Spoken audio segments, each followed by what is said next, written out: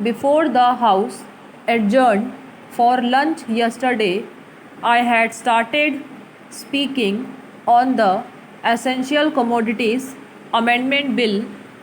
I have got here with me the bill as introduced.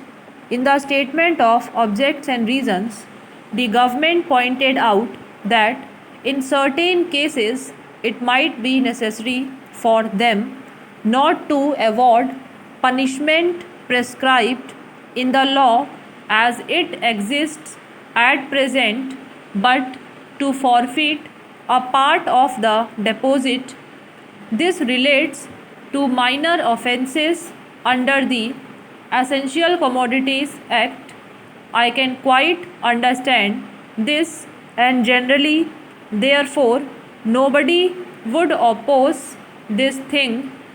But the question that I wish to raise in this connection before the House is the manner in which this act is being implemented by the government and also by the state governments. I mention the state governments because here is a measure which is sponsored by the Ministry of Food and Agriculture, and in regard to many aspects of which I believe the central government has concurrent jurisdiction, but much is left to the states. Our experience has been, especially in the state from which I come, namely West Bengal, that this act is not implemented properly by the state authorities because of various connections of certain people high up with the big business and others indulging in speculation, hoarding, and so on. The result has been that whatever should be done had not been done. The central government has got powers under this act to make rules, to give directions to the states, and to supervise the manner in which the particular measure is administered by the states. We found that much that should have been done was not done. What is the use of talking about punishment of the small fry? Certainly, if they are guilty, they have to be punished, and the smaller the fry, the minor should be the punishment. I agree there, but the point is that the act is not properly implemented.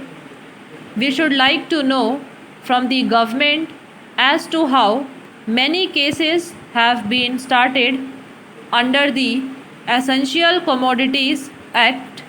We know that food grains had been hoarded, speculation had been indulged in, stocks had been removed from one state to another surreptitiously by unfair and illegal methods.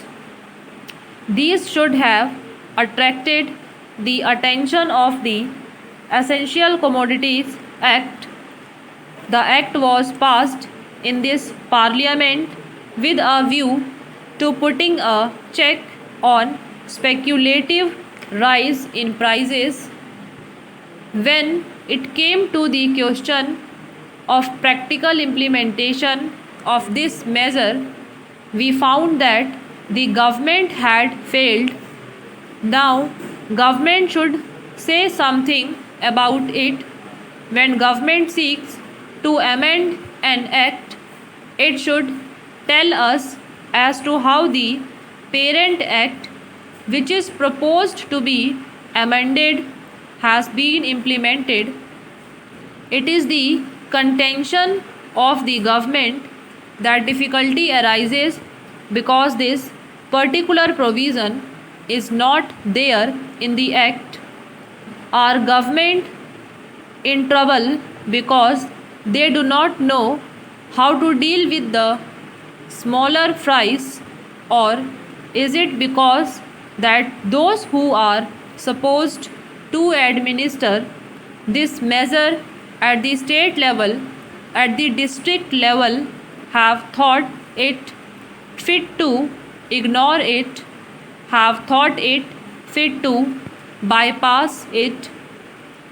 If any measure of the central government was needed for controlling the price of food grains and ensuring the supply of essential commodities to the community, it is the Essential Commodities Act.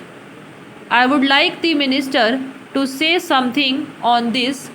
I know that he was not here at the time when we passed this measure, nor was he there when the Essential Commodities Act was bypassed by many state governments.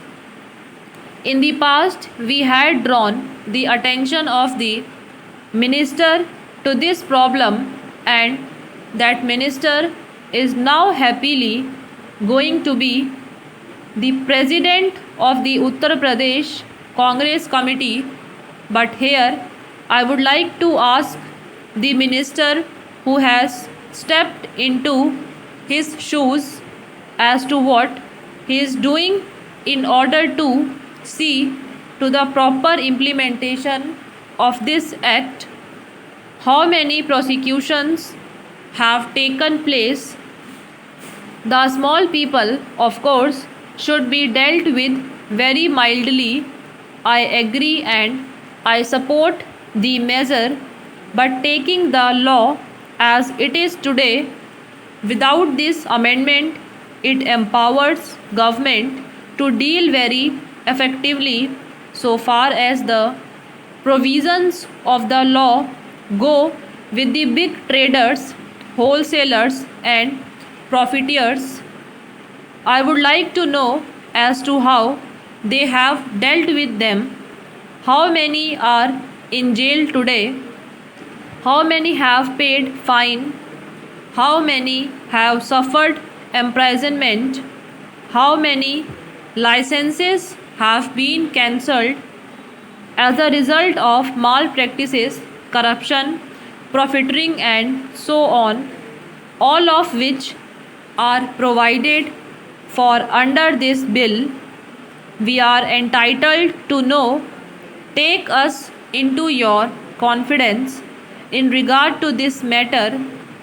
I say from whatever knowledge we have that very few have been prosecuted under this act. If it is so, it is not because our black market trade has suddenly become white market trade, or those MPS people have suddenly become with the succession in the office of the food minister by a new man.